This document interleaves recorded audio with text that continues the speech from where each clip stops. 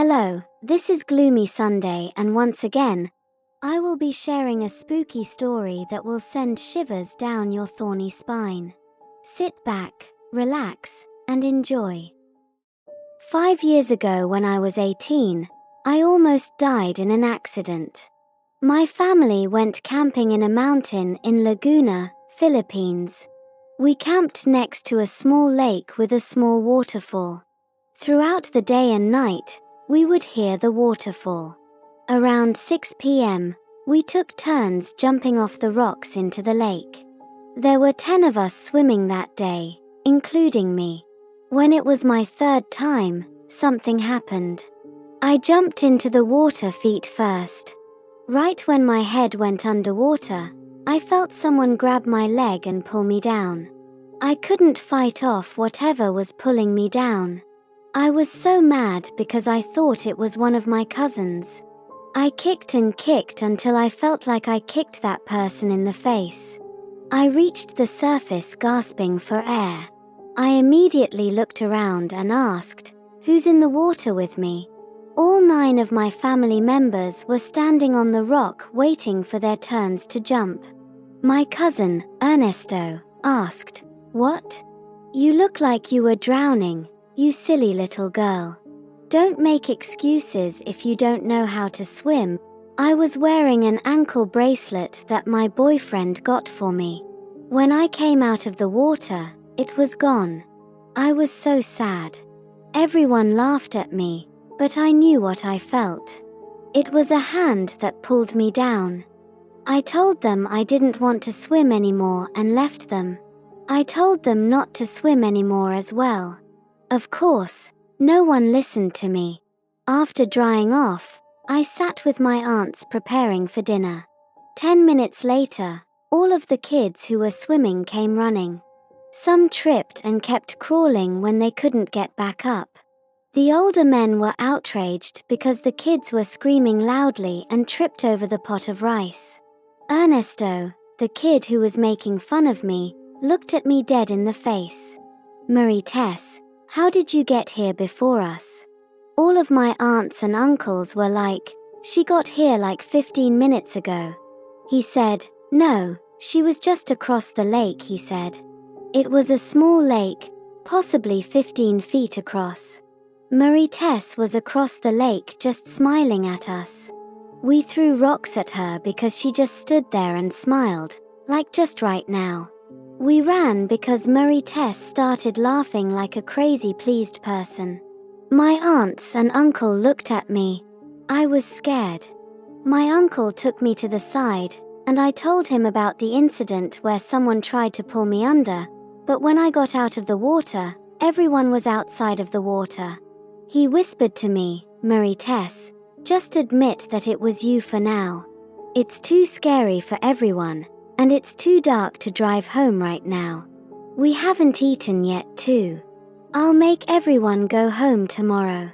I had to admit to all of my cousins that it was me. I found a shortcut, and I ran as fast as I could before they could get there. My uncle was so irritated at us that night. He was acting strangely, and he suddenly took some food and yelled out, "Whoever wants to eat, come eat. Whoever doesn't want to eat, don't eat," and threw the food on the ground.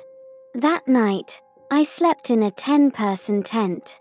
All of our cousins are close. Boys and girls between the ages of 10 to 25, we all slept in the same tent. We didn't talk about that occurrence at all. Instead, we reminisced about the younger days and made fun of the younger kids for their boring childhoods. Then we were a popping noise and hiss. It was hard to hear because of the waterfall sounds, but we all came out of our tents. My parents flashed their flashlights around. My uncle yelled at them to stop flashing it in the random forest. My uncle asked where the pop come from. We pointed in the direction of our cars. He flashed his light at the tires. All 4 cars, all 16 tires, were slashed. We only heard 1 pop and 1 hiss. He told all the younger kids to go back into the tent. All of the adults went to look at the tires. Clean cuts, mostly looking like a stab in each tire. My uncle was ready to punish the kid who did this, but we told him everyone was in the tent. No one left. A healthy-looking tree right next to my uncle fell down and almost hit him. Then the next one after that fell. Then the next, almost to 10 trees. I was scared witless. I ran back into our tent, and I was like, oh my freaking gosh, what in the hell is happening to us? This is so effing crazy. I remembered hearing everyone arguing for a while and then silence. It got too quiet. At this point all the younger kids fell asleep, but I couldn't. I heard my uncle yell, Marie-Tess, why are you out there so far alone? Hurry up and go back in your tent. My cousin Ernesto and I looked at each other from the opposite sides of the tent. We opened the zipper, and both popped out heads out. Ernesto said, Marie-Tess is right here. That's when I saw her. She looked exactly like me. She looked at me dead in the eyes and smiled, smiling from ear to ear so hard. She started walking towards everyone. I looked at her hands, and she was holding my ankle bracelet. My uncle suddenly started yelling at it.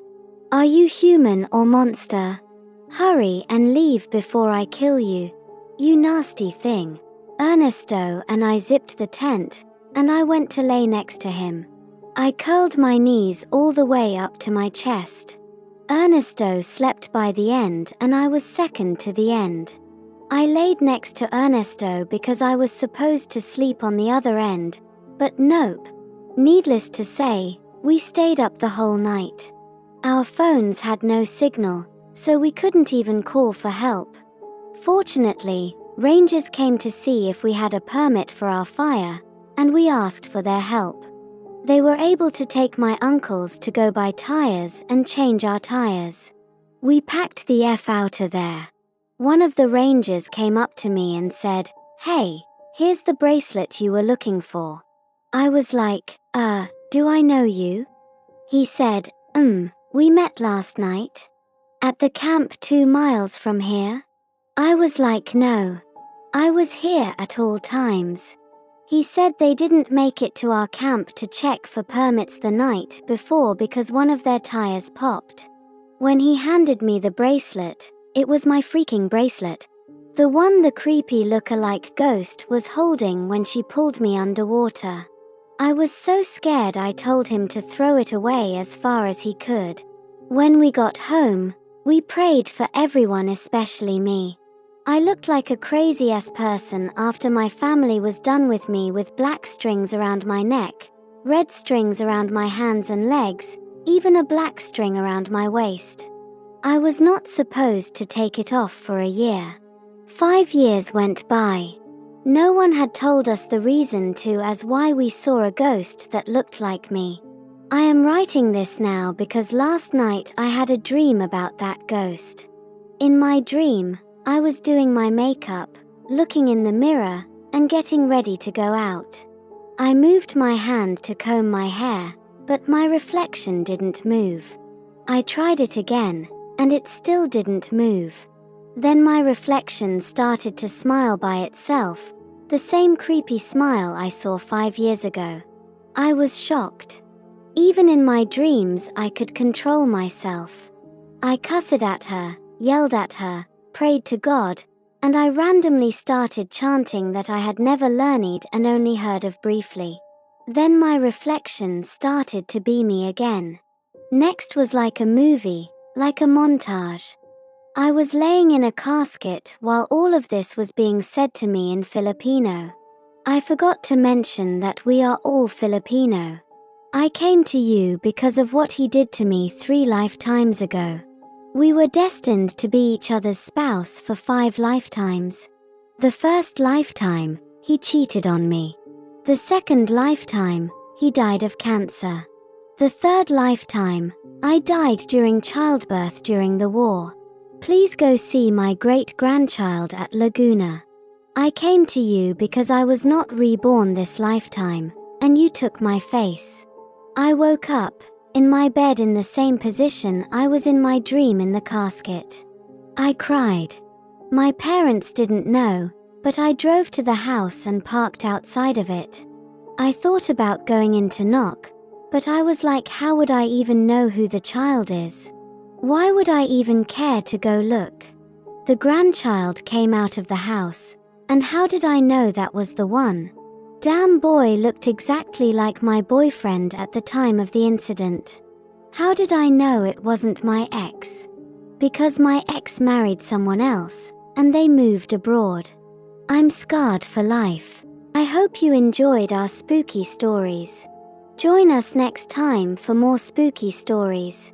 Take care and bye-bye.